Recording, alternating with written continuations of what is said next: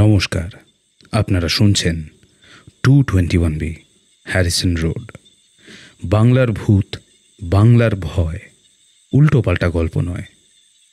আমি সুমিতেন্দ্র, আর আমার সাথে রয়েছে প্রত্যয়। কালী পুজো স্পেশাল মেগা ইভেন্ট আলোর নিচে আতঙ্ক এখন চলছে আমাদের চ্যানেলে। ইতিমধ্যেই আপনারা দুটো গল্প শুনেছেন, আর আজ ভূত চতুর্দশীর রাতে আজ আপনারা শুনবেন এই মেগা ইভেন্টের শেষ পর্ব। পল্লব ঘোষের লেখা ভূত চতুর্দশীর রাতে। আজকের গল্পে প্রমথর চরিত্রে আদিত্য, হরিনাথের চরিত্রে সৌরভধ্বনি সাহা, বৃদ্ধ হরিপদর ভূমিকায় দীপঙ্করবাবু এবং অন্যান্য ভূমিকায় আমি সুমিতেন্দ্র ও সৌরভধ্বনি সাহা। গল্প পাঠে প্রত্যয়। আলোর নিচে আতঙ্ক সিরিজটা যদি আপনাদের ভালো লেগে থাকে তাহলে অবশ্যই এই ভিডিওটাকে হাইপ করতে ভুলবেন না। শুরু হচ্ছে আলোর নিচে আতঙ্ক অন্তিম পর্ব, পল্লব ঘোষের লেখা ভূত চতুর্দশীর রাতে।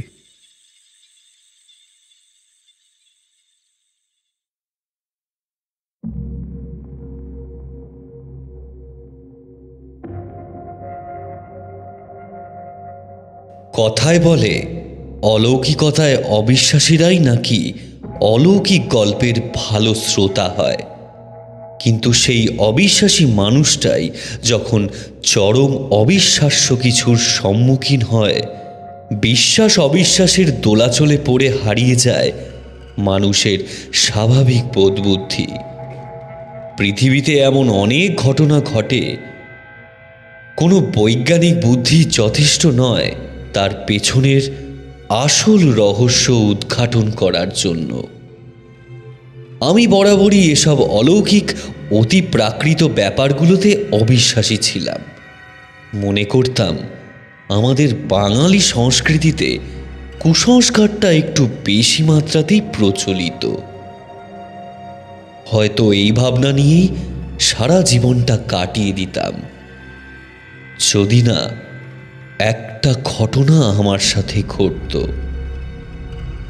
যে ঘটনাটার কথা বলতে গিয়ে এত গৌরচন্দ্রিকা, সেটা ঘটেছিল কত বছর দীপাবলির সময়।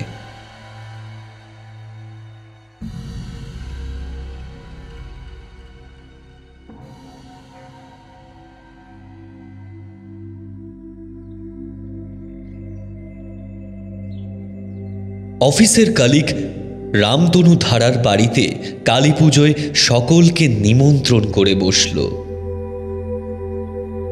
মশাইয়ের বাড়ি কৃষ্ণনগর। এদিকে পুজো উৎসবের রেশ মিটিয়ে সবে সবে আমরা অফিসে এসেছি। কয়েকজন তো ছুটির মেয়াদ এখনো শেষ করার প্রয়োজন মনে করেনি। বাকি যারা এসেছে তারা নিতান্তই ঠেকায় পড়ে।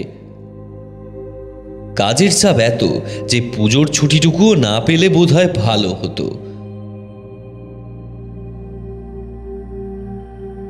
তা কেউই সেভাবে যেতে গা করলে না, কিন্তু অফিস থেকে তো নিমন্ত্রণ রক্ষা করতেই হবে। শেষমেশ আমি আর প্রমথ রাজি হলাম এই কাজের দায়িত্ব নেওয়ার জন্য। অফিসের বাকিরা কেউ যাবে না শুনে প্রমথ বলল যে তাহলে বেশ ভালোই হয়েছে, ওদের অ্যাম্বাসাডারটা নিয়েই একেবারে কলকাতা থেকে বেরিয়ে পড়া যাবে। তা এমন অফার পেয়ে কেউ রাজি না হয়ে যায় কি করে? আমি তখন হ্যারিসন রোডে একটা ফ্ল্যাট ভাড়া নিয়ে থাকি। প্রমথুর বাড়ি বলরাম ঘোষ স্ট্রিটে। সকাল সকাল টানা রিক্সা নিয়ে একেবারে ওদের বাড়িতে গিয়েই জল খাওয়ার সারলাম। এমনিতেই মনটা হঠাৎ করেই কিরকম যেন ঘুরু ঘুরু হয়ে উঠেছে। তারপর আবার প্রমথর বাড়ি গরম কচুরি, আলু মটরের তরকারি আর সর ভাজা খেয়ে সকালটা বেশ জমে উঠল। আসলে আমার আর তর সই ছিল না সেদিন। এমনটা হয়, দেখবে অকস্মাৎ এমন ছোটখাটো একটু বেড়াতে যাবার সুযোগ পেলে মনটা কেমন ফুরফুরে হয়ে যায়। ঘটা করে এই বম্বে কাশ্মীর যাবার মতো অত ঝক্কি ঝামেলাও পোয়াতে হয় না। ওই যাকে বলে উঠলো বাই তো কটক চাই।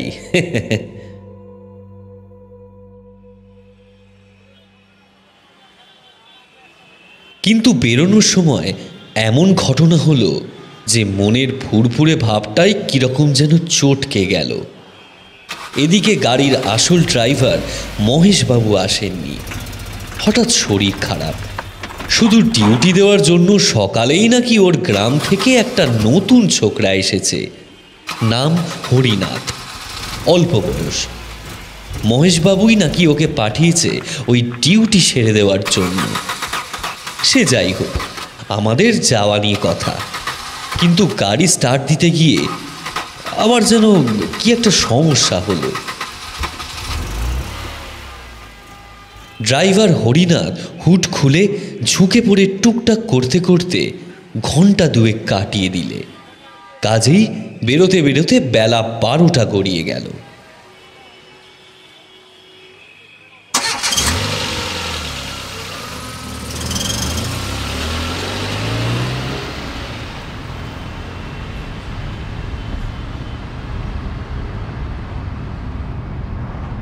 কলকাতা থেকে গঙ্গার পূব পাড় দিয়ে বিটি রোড ধরে ব্যারাকপুর শান্তিপুর পেরিয়ে বড় পাকা রাস্তা একেবারে সোজা চলে গিয়েছে কৃষ্ণনগর।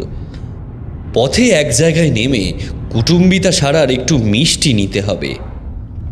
হরিনাথ ছোকরা গাড়ি বেশ ভালোই চালায় দেখলাম, কেবল ছেলেটা বড্ড চুপচাপ। বয়সোচিত যে চঞ্চলতা বা স্বভাব তার মধ্যে থাকা উচিত সেটা নেই। হতে পারে প্রথমবার এসে একটু লজ্জা পাচ্ছে হয়তো। দায়িত্ব কাঁধে নেওয়ার পর কিছু মানুষ বুঝি এরকম হয়ে যায়। যাই হোক, প্রমথ খালি মাঝে একবার বলল, আচ্ছা ভাই, বলছিলাম যে ওই ফুলিয়ার জয়গুরু মিষ্টান্ন ভাণ্ডারের সামনে দাঁড়িয়েও কেমন? স্যার।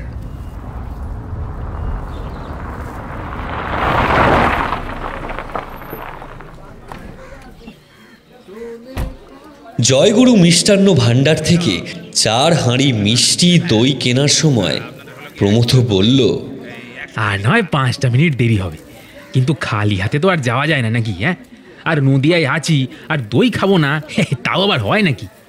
আমি বললাম, আহা সে না হয় বুঝলাম, কিন্তু এটা তো ওদের দেওয়া হবে।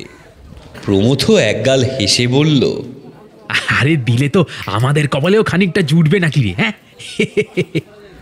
গাড়ি আবার রওনা দিল।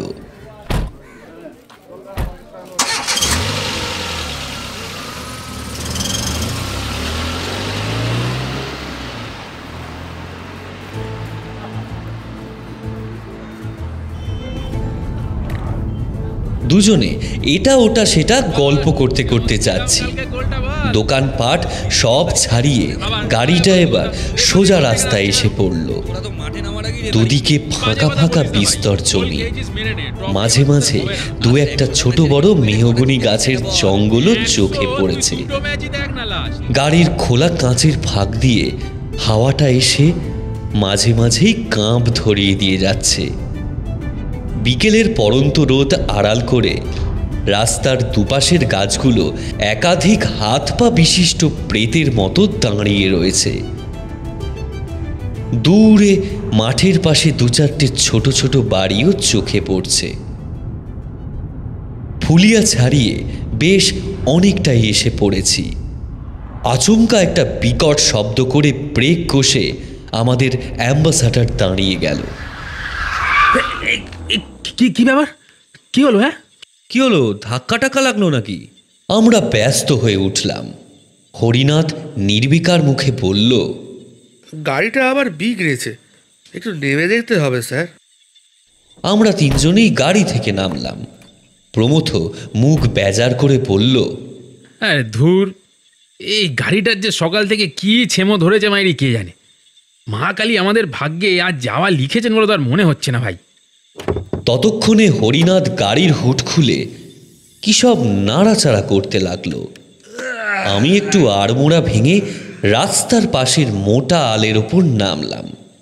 দুদিকে বিস্তৃত চাষের জমি। কিছু দূরে একটা মোটা পিচের রাস্তা থেকে বেরিয়ে বুক চিরে চলে গিয়েছে অনেক দূরে। বোধহয় কোনো জনপদ গিয়ে ঢুঁ বেড়েছে। আমি বললাম, ওহে প্রমথ, ওদিকে অত গালিগালাজ না করে এদিকে একটু এসো দেখি। প্রাণ ভরে একটু মুক্ত বাতাস সেবন করো। প্রমথ আমার পাশে এসে দাঁড়ালো। বেলা তখন একেবারেই পড়ে এসেছে। মাঝে মাঝে একটা উত্তরের ঠান্ডা হাওয়া আসছে। প্রমথ একটা দীর্ঘশ্বাস ফেলে বলল,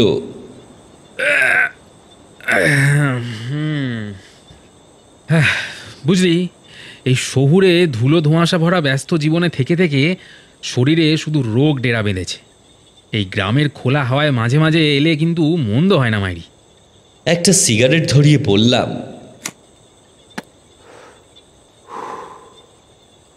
তা যা বলেছ, ওই জন্যই বোধহয় গাড়িটা এখন খারাপ হলো, বুঝলে? না হলে তো এখানে নামতামও না, আর এই অকৃত্রিমতা উপভোগ করার সুযোগও পেতাম না। স্যার, ও স্যার। ডাক শুনে আমরা ঘুরে তাকালাম। হরিনাথ আমাদের দিকে হাত নাড়ছে। কি ব্যাপার দেখতে আমরা গেলাম সেখানে। গিয়ে দেখি মহা বিড়ম্বনা। অ্যাম্বাসাডার ভালো রকম বিগড়েছে। হ্যাঁ, এখন তাহলে উপায়? হরিনাথ বলল, এখান থেকে কৃষ্ণনগর বেশি দূর নয় স্যার। আমি বরং সেখানে গিয়ে তাড়াতাড়ি একটা মেকানিক নিয়ে আসছি। হ্যাঁ, আমি আর প্রমথ একবার একে অপরের দিকে তাকালাম। দুজনের মনেই হয়তো একই ভাবনা, কিন্তু এছাড়া তো আর কোনো উপায়ও দেখছি না। হরিনাথকে দেখে তো ভালো বিশ্বস্ত ছেলেই মনে হচ্ছে। অগত্যা হরিনাথের কথাই মানতে হলো। কিছুক্ষণ পর ফুলিয়ার দিক থেকে একটা ইঞ্জিন ট্রলির উদয় হলো। সেটাকে দাঁড় করিয়ে হরিনাথ চালকের সাথে কিছু কথা বলল। তারপর তাতে চড়ে বসে আমাদের উদ্দেশ্যে হাত নেড়ে বলল, চিন্তা করবেন না স্যার, আমি খুব তাড়াতাড়ি চলে আসবো। আর পারলে গাড়ির ভিতরেই থাকবেন। হ্যাঁ, আকাশের অবস্থা ভালো না। কালো ধোঁয়ার স্রোত তুলে ইঞ্জিন ট্রলি ভটভট শব্দে পেরিয়ে গেল। সূর্য তখন পশ্চিম আকাশে অনেকটাই ঢলে গিয়েছে। সন্ধ্যা হতেও বেশি দেরি নেই। প্রমথ প্রস্তাব দিল, এ বুঝলে, বড্ড খিদে লেগেছে। আমার ব্যাগে বাদাম মুড়ি আর চানাচুর আছে, খাওয়া যাক নাকি? হ্যাঁ, মন্দ কি?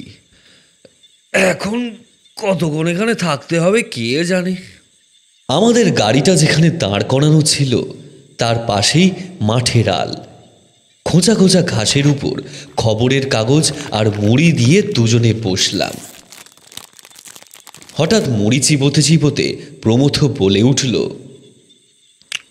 বলছি, কাল তো কালী পুজো দীপাবলি জানোই, তা আজ কি আছে জানো? হ্যাঁ, আজকে কি বলো তো? আজকে ভূত চতুর্দশী। ও, ওই ব্যাপার। প্রমথ একটু ভ্রু কুঁচকে আমার দিকে তাকিয়ে বলল, তুমি কি আবার ভূতে বিশ্বাস করো না নাকি? হ্যাঁ, করি না কিনা জানি না, তবে করি বলাটা ভুল। সেটা আবার কি রকম?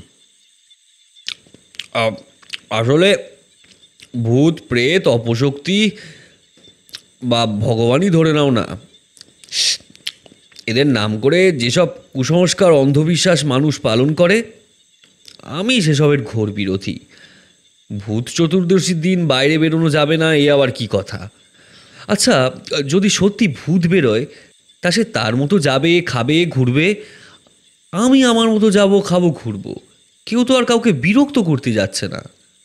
প্রমথ গলার স্বর নামিয়ে একটু দার্শনিকের মতো বলল, দেখো, হতে পারে মানুষ আর ভূত দুজনের দুটো আলাদা জগৎ, কিন্তু মাঝে মাঝে কিন্তু এমন সময় হয় যখন দু জগতের মধ্যেকার দরজাটা খুলে যায়, তখন কিন্তু আর আলাদা করে কিছু থাকে না। আমি অবাক হলাম। বললাম, তার মানে? এই দাঁড়াও দাঁড়াও, তুমি কি ভূতে বিশ্বাস করো নাকি? সে আমিও ঠিক জানি না, তবে আগের দিনই বউয়ের সাথে এই নিয়ে রীতিমতো ঝামেলা হয়েছে জানো। বউ কিনা ভূত চতুর্দশীর দিন আমাকে বাইরে বেরোতে দেবে না। সাংসারিক জীবনে বউয়ের সব দাবি দাওয়া মানলেও এটা আমি ঠিক মানতে পারলাম না, বেরিয়েই পড়লাম। বেশ, তো দেখাই যাক না। আজ তেনাদের দর্শন পাবার সৌভাগ্য হয় কিনা। হঠাৎ দেখি সূর্যটা পশ্চিম দিগন্তে ডোবার আগেই বিরাট থামের মতো কালো কালো মেঘ কোত্থেকে এসে তাকে একেবারে ঢেকে দিলে। প্রমথ সেদিকে তাকিয়ে বলল, কি তাজ্জব ব্যাপার রে বাবা, একই ঠান্ডার দিন, তার উপর আবার এমন কালো মেঘ। আমিও একটু অবাক না হয়ে পারলাম না। না, এই সময়টা যে ঝড় বাদলা একদম হয় না তা নয়, কিন্তু ঝড়ের আগের পরিস্থিতি মোটামুটি বোঝা যায়। আজ সারাদিন যা আবহাওয়া ছিল, অন্তত ঝড় ওঠার মতো পরিস্থিতি কখনোই টের পায়নি। প্রমথ আবার বলল, এই অজানা অচেনা নির্জন জায়গায় ঝড় ঝড় হলে এখন কি হবে বলো তো? শালা ড্রাইভারটাও কোথায় চলে গেল, কখন ফিরবে মালটা কে জানে। আরে অত ভেবো না, হাওয়া দিয়ে মেঘ কেটে যাবে। আমার কথা শেষ হতে না হতেই মাঠের দিক থেকে এক ঝলক গরম হাওয়ার হলকা এসে লাগলো আমাদের চোখে মুখে। আর তারপরেই গোঁ গোঁ শব্দে মাতাল হাওয়া এসে যেন তাণ্ডব শুরু করলো। খবরের কাগজে যে কটা মুড়ি ছিল, হাওয়ার দাপটে গা ভাসিয়ে কোথায় যে উড়ে গেল কে জানে। প্রমথ ব্যস্ত হয়ে উঠছিল। তার হাত ধরে বললাম, আরে থামো থামো, অত চিন্তার কিছু নেই, এই মেঠো ঝড়টাকে একটু উপভোগ করো, এই জিনিস শহরে পাবে না। কিন্তু সেগুড়ে বালি। মিনিট খানেকের মধ্যেই শুরু হলো ঝাঁপিয়ে বৃষ্টি। আমরা পড়লাম মহা ফ্যাসাদে। ভাগ্যিস আমাদের গাড়িটা ছিল, না হলে সারাটা রাত দুজনকে ভিজে কাটাতে হতো। গাড়ির ব্যাটারিটা বোধহয় কাজ করছিল, তাই ভেতরের ছোট্ট হলদে লাইটটা জ্বালিয়ে গাড়ির পিছনের সিটে বসলাম আমরা। গাড়ির কাঁচ সব তুলে দিতে হলো। ইতিমধ্যে সন্ধ্যা তো হয়েছে, তার উপর আবার কালো মেঘের ঘন ঘটায় চারদিক আরও কালো হয়েছে। প্রমথ বলল, এই ভূতের কথা বলতে মনে পড়ল, জানো আমার দাদু ছিলেন এসব বিষয় একদম একদম যাকে বলে এক্সপার্ট লোক। কীরকম? আসলে ভদ্রলোক নিজের জীবনে বহু অলৌকিক ঘটনার সম্মুখীন হয়েছিলেন। এই ছোটবেলায় এইরকমই ঝড় বাদলার সন্ধ্যায় কারেন্ট চলে গেলে আমরা সব দাদুকে ঘিরে বসতাম, সাথে খই মুড়ি দিয়ে দাদুর গল্পের ভাণ্ডার রীতিমতো জমে যেত, বুঝলে। আমিও সম্মতি জানালাম। না হে, ভূতে বিশ্বাস খুব একটা না হলেও দাদু ঠাকুমার মুখে ছোটবেলায় এসব গল্প শোনার একটা অনাবিল আনন্দ ছিল হে। সেসব দিন কি আর ফিরে আসবে কি? এটা ওটা সেটা গল্প করতে করতে বেশ খানিকটা সময় চলে গেল। হঠাৎ কথার মাঝে প্রমথ বলে উঠল, আরে অনেকক্ষণ তো হয়ে গেল, এই হরিনাথ বেটা তো এখনো ফিরল না। গাড়ির আলোয় আমি হাত ঘড়ির দিকে তাকিয়ে দেখলাম সন্ধ্যা প্রায় 6:45। সত্যিই তো প্রায় 2.5 ঘন্টা হতে চলল এখানে বসে। বললাম, আরে হয়তো এই ঝড় বৃষ্টিতে বেরোতে পারেনি, বৃষ্টি থামলে চলে আসবে। এদিকে বাইরে ঝোড়ো হাওয়ার সাথে পাল্লা দিয়ে কিন্তু বৃষ্টি হয়েই চলেছে। জমানো শব্দ করে বৃষ্টির জল গাড়ির ওপর এসে পড়ছে। ভাগ্যিস গাড়িটা ছিল, না হলে যে কি হতো। প্রমথ বলল, আরে সে না হয় মানলাম, কিন্তু ওরও তো এটা বোঝা উচিত যে আমরা দুজন এমন দুর্যোগের রাতে বাইরে পড়ে আছি। বললাম, সে আর কি করা যাবে, অপেক্ষা করো, তবু তো মাথার উপর ছাদটা আছে, এই অনেক। অপেক্ষার প্রহর চলতেই লাগলো। এটা ওটা সেটা গল্প করতে করতে একটা সময় গল্প করার বিষয়ও কমে আসে। ঘড়ির কাঁটা ঘুরে চলতে থাকে আপন নিয়মে। ক্রমে ক্রমে 7:30, 8টা থেকে একেবারে রাত 9টা বেজে যায়। তবুও পরিস্থিতির কোনো পরিবর্তন হয় না। খেয়াল করলাম বাইরে বৃষ্টির বেগটা একটু হয়তো কমেছে, কিন্তু ঝোড়ো হাওয়ার দাপটটা যেন বেড়েই চলেছে। মাঝে মাঝে চমকে ওঠা বিদ্যুতের আলোয় গাছগুলোর দুলুনি দেখে সত্যি বুক কেঁপে ওঠে। একটা ঘাড়ের ওপর পড়লেই ভূত চতুর্দশী রাতে আমরা ভূত হয়ে যাব। এমন সময় একটা অপ্রত্যাশিত ব্যাপার ঘটল। রাত তখন প্রায় 10টা। হঠাৎ প্রমথ সামনের দিকে তাকিয়ে বলে উঠল, এই ওদিকে দেখো, কেউ একটা যেন এদিকে আসছে বলে মনে হচ্ছে না? দেখি অন্ধকারের মধ্যে সামনের দিক থেকে একখানা হ্যাজাকের আলো এদিকে এগিয়ে আসছে।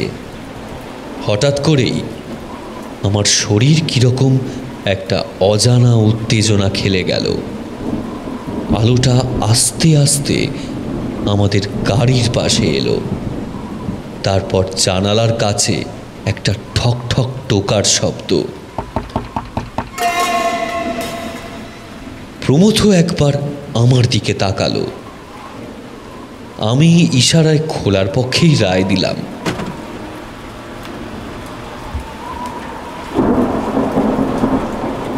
জানালা খুলতেই একরাশ জলো ঠান্ডা হাওয়া ভেতরে ঢুকে আমাদের রীতিমতো কাঁপিয়ে দিয়ে গেল। প্রথম কয়েক সেকেন্ডের জন্য মনে হলো বাইরে খুটখুটে অন্ধকার ছাড়া কিছু নেই। পরে হ্যাজাকের আলোটা উঁচুতে উঠতেই দেখি এক বৃদ্ধ লোক দাঁড়িয়ে, সাদা ধপধপে দাড়ি বিশিষ্ট মুখে একাধিক বলিরেখা, কুতকুতে চোখ ছোট ছোট করে তাকিয়ে থাকা দেখেই বোঝা যায় ভদ্রলোকের যথেষ্ট বয়স হয়েছে। ইনি যে এমন বাদলাড়াতে এখানে এসে উপস্থিত হবেন ভাবাই যায় না। খানিকক্ষণ একটা অপার্থিব নিস্তব্ধতা বিরাজ করল। তারপর বৃদ্ধই নিস্তব্ধতা ভেঙে ধরা গলায় বললেন, আপনাদের এখানে নতুন মনে হচ্ছে। আমি বললাম, হ্যাঁ, মানে আমাদের গাড়িটা একটু খারাপ হয়েছে তো, ড্রাইভার গিয়েছে মেকানিক ডাকতে, আমরা এখানে তাই আটকা পড়েছি। বৃদ্ধ একবার সামনের অন্ধকারের দিকে ঘাড় ঘুরিয়ে তাকালেন, তারপর বললেন, কোথায় গিয়েছে? কৃষ্ণনগর বুঝি? আমি মাথা নাড়লাম। বৃদ্ধ বললেন, গেলেও এই রাতে ফিরবে বলে মনে হয় না। আপনারা বরং এক কাজ করুন, সামনেই আমার বাড়ি, চলুন আমার সাথে। আমি আর প্রমথ পরস্পরের মুখে চাওয়াচাওয়ি করলাম। বৃদ্ধ আমাদের মনের ভাব বুঝতে পেরেই বললেন, আরে চলুন না, এখানে বাইরে এভাবে থাকবেন না ঝড়ের রাতে, কখন কি বিপদ হয়ে যাবে। আমরা ভেবে দেখলাম প্রস্তাবটা ফেলে দিলে হয়তো সত্যি পস্তাতে হবে। হরিনাথ আজ রাতেও ফিরবে বলে মনে হয় না। তাছাড়া বৃদ্ধ লোকটিকে দেখে অতি সাধারণ বলেই মনে হচ্ছে। তাহলে তাহলে যাওয়াই যাক। গাড়ি লক করে আমরা তিনজনে কোনো রকমে এক ছাতার তলায় মাথা গোঁজাগুঁজি করে এগিয়ে চললাম। সামনে বৃদ্ধ, পেছনে আমরা দুজন। কিছুটা এগিয়ে পাকা রাস্তা থেকে নেমে মাঠের মধ্যে দিয়ে একটা আল চোখে পড়ল। সেদিকে আঙুল তুলে বৃদ্ধ বললেন, ওই যে ওই সামনেই আমার বাড়ি, আসুন। অন্ধকারে কয়েকটা জোনাকির মতো হলদিটে আলোক বিন্দু চোখে পড়ল কেবল। ওখানেই বোধহয় গ্রাম রয়েছে। বাইরেটা একই ঠান্ডা, তার উপর আবার ঝড় জলের দাপট। জামার ভেতর দিয়ে চামড়া ভেদ করে হাড় শুদ্ধ কাঁপিয়ে দিয়ে যাচ্ছে। কর্কট শব্দে বাজও পড়ছে বেশ।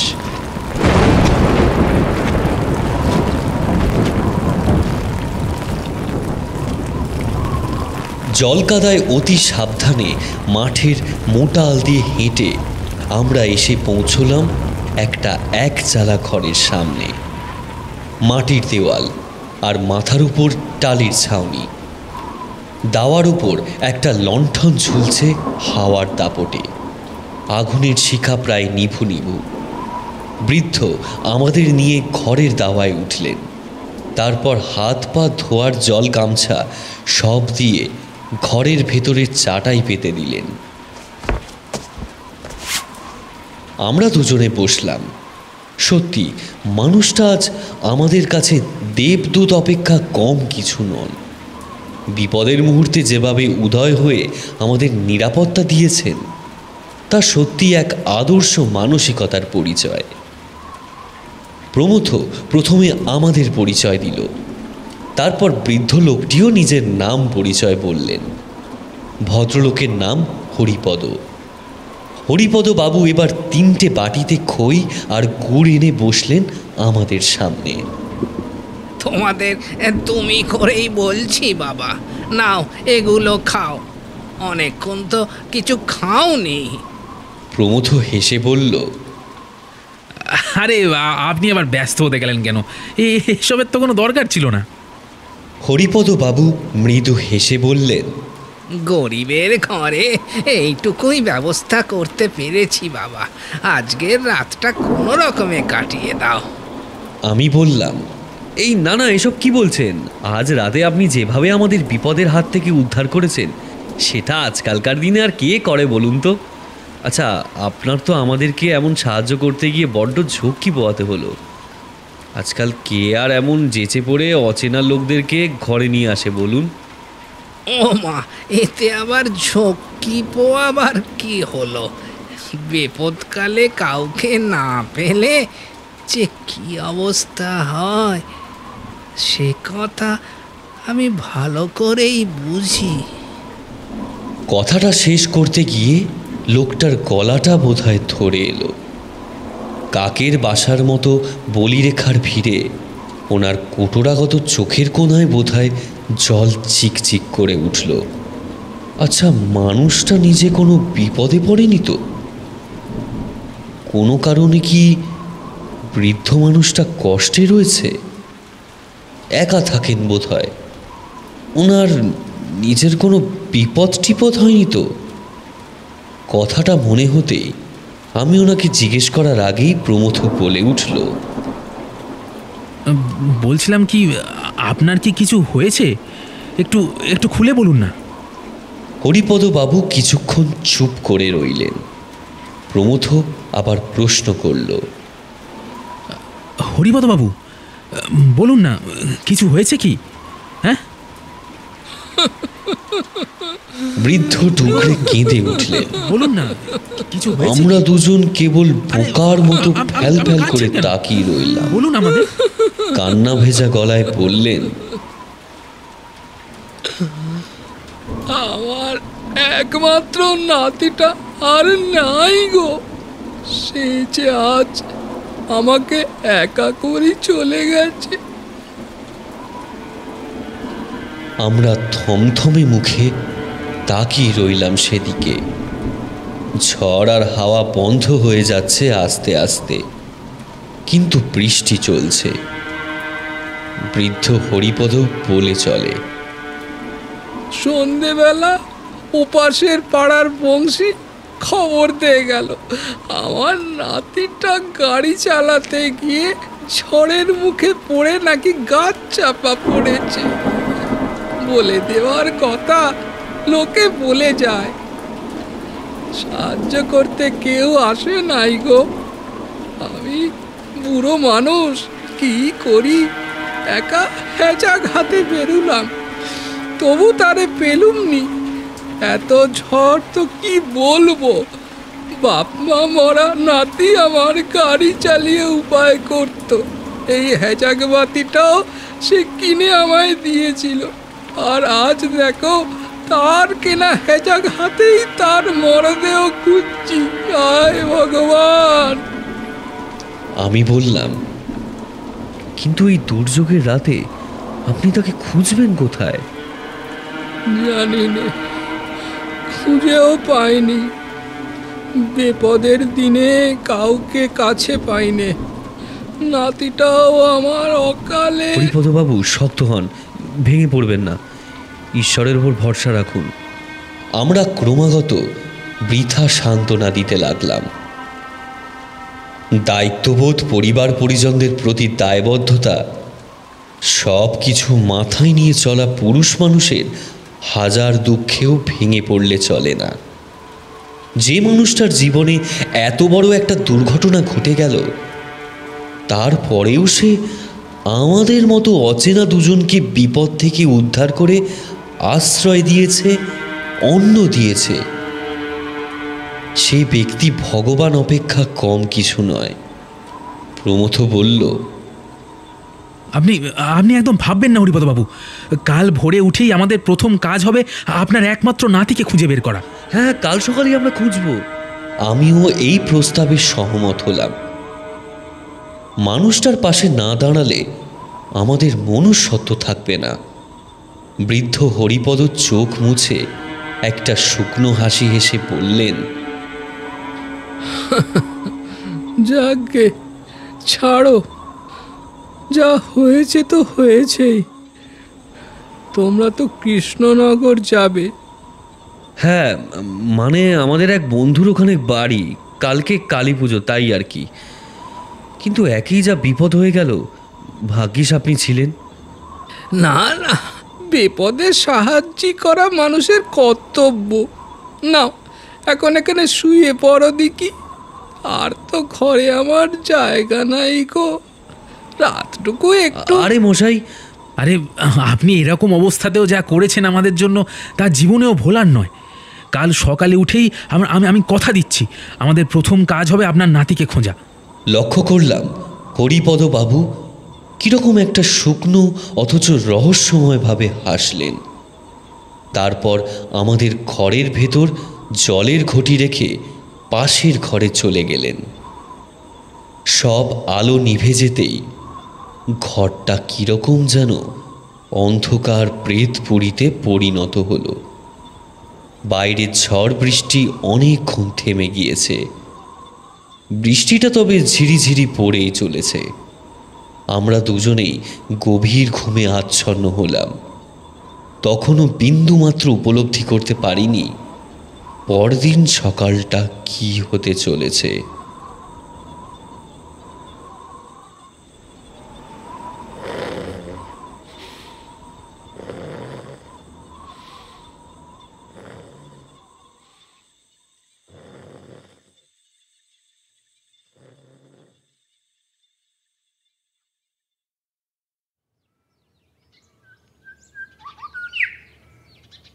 সকালে ঘুম ভাঙল রোদের ঝলকানিতে।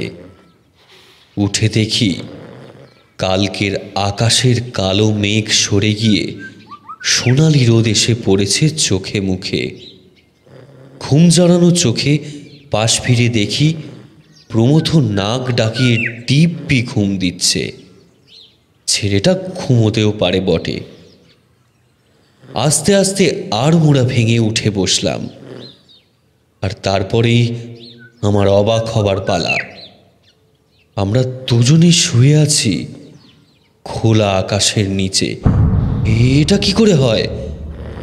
এদিক ওদিক তাকিয়ে মনে হলো, না, আমরা তো এই জায়গাতেই এসেছিলাম কাল রাতে। তাহলে তবে বিস্ময়ের এখানেই শেষ নয়। পিছনে ঘুরতেই আমার চক্ষু চড়ক গাছ। একটা ভাঙাচোরা পোড়া টালির চালের বাড়ি। জায়গায় জায়গায় দেওয়ালের মাটি ধসে গিয়ে বাড়িটা বসবাসের অযোগ্য হয়ে গিয়েছে।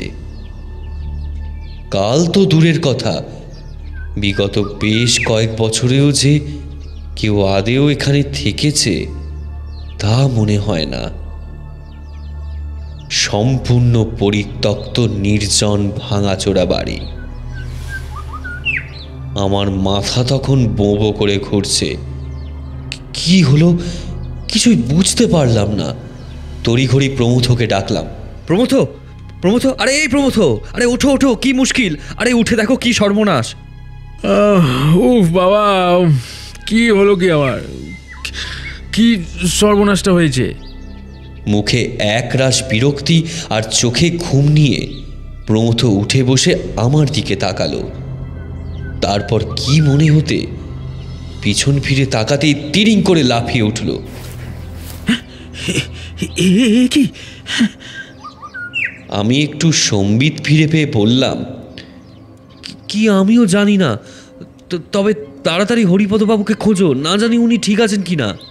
আমরা ভাঙা বাড়িটার চারধারে ঘুরে ঘুরে হরিপদবাবুকে বহুবার নাম ধরে ডাকলাম, কিন্তু কোনো সাড়া মিলল না। শেষটায় না পেয়ে প্রমথ বলল, দেখো দেখো, বলছি যদি ওনার গুরুতর কিছু না হয়ে গিয়ে থাকে তাহলে নির্ঘাত ভদ্রলোক নাতিকেই খুঁজতে গিয়েছেন। চলো এখান থেকে চলো, এখানে থেকে আর কোনো লাভ নেই।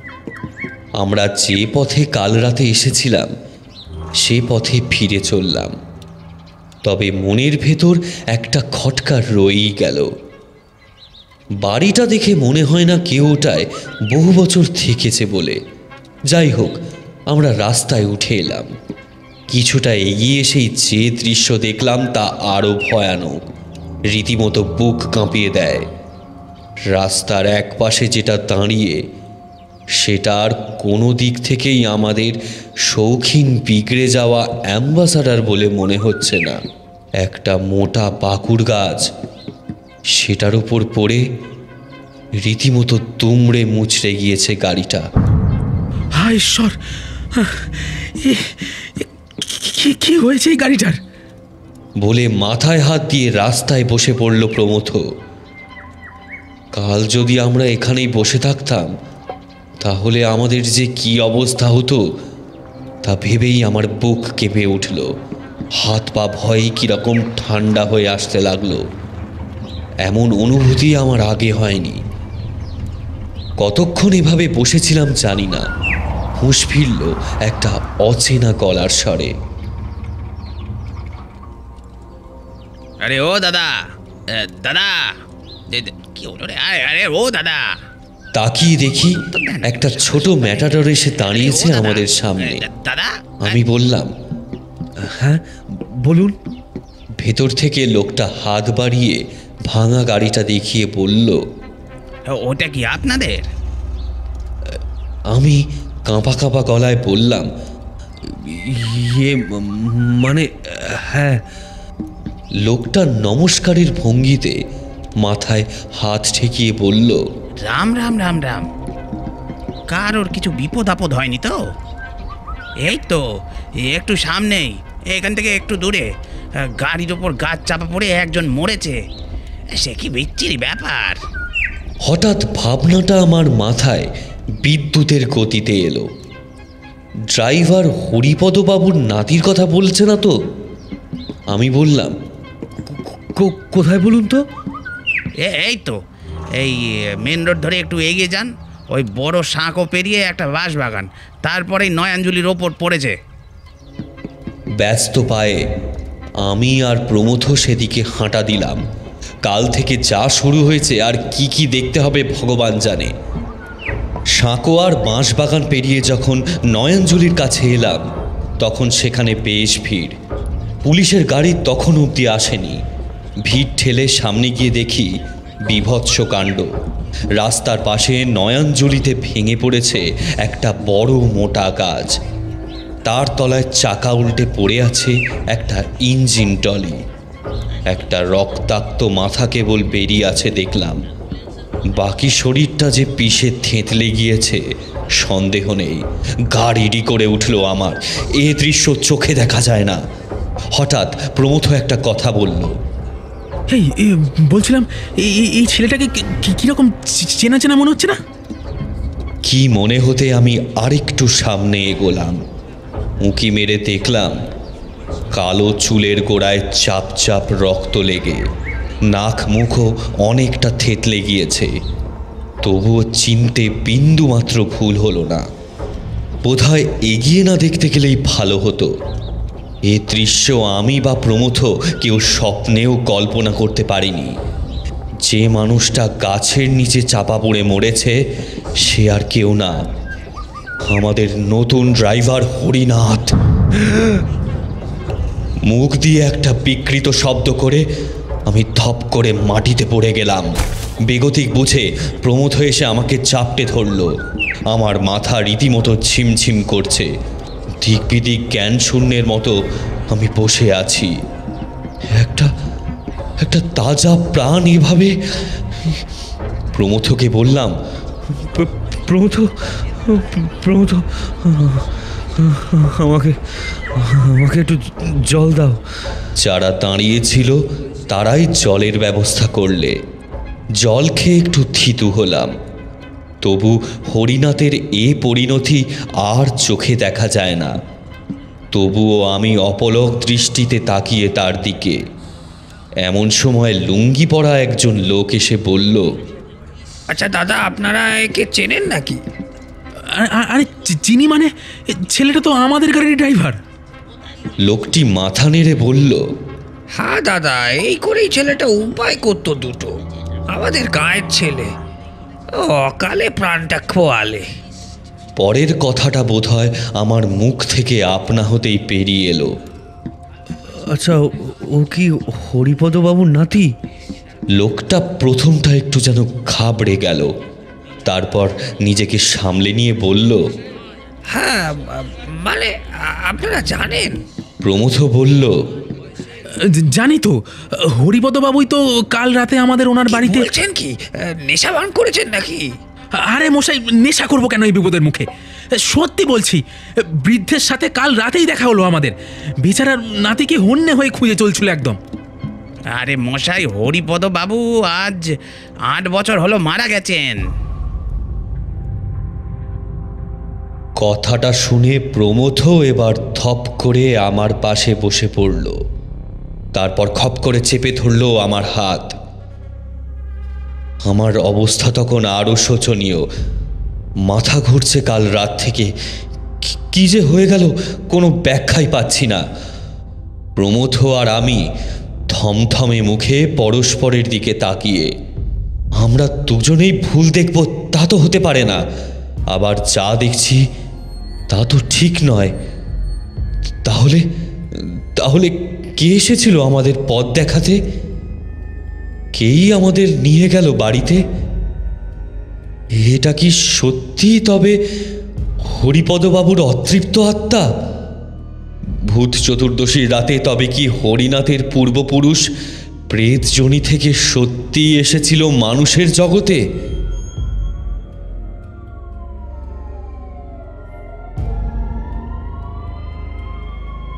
কিছুক্ষণ পরে পুলিশের আর অ্যাম্বুলেন্সের শব্দ পেলাম, কিন্তু সেসব আর কিছু যায় আসে না। এতদিন যে বিশ্বাস আমি মনে পুষে এসেছি তা এক মুহূর্তে ভেঙে চুরমার হয়ে গেছে। ধীরে ধীরে লোকজন মিলে গাছ সরানোর ব্যবস্থা করা হলো। আমি তাকিয়ে রইলাম হৈ হৈ করতে থাকা ভিড়টার দিকে।